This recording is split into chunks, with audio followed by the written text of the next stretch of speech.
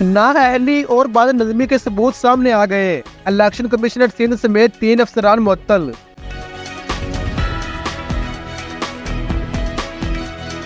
Chief election commissioner Sikandar Sultan Raja ने नाअहली और बदनज़मी पर इलेक्शन कमीशन के 3 अफसरान को 120 दिन के लिए मुअत्तल कर दिया।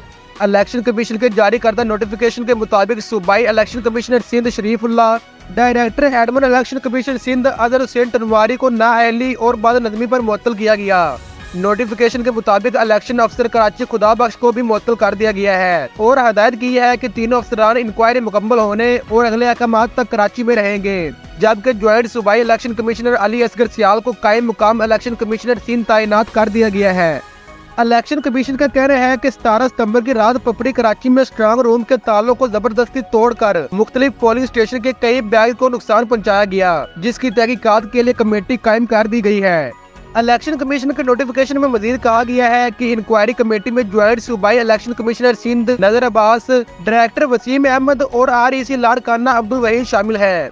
इलेक्शन कमीशन के मुताबिक कमेटी 3 दिन में तहकीकात मुकम्मल करके अपनी रिपोर्ट देगी।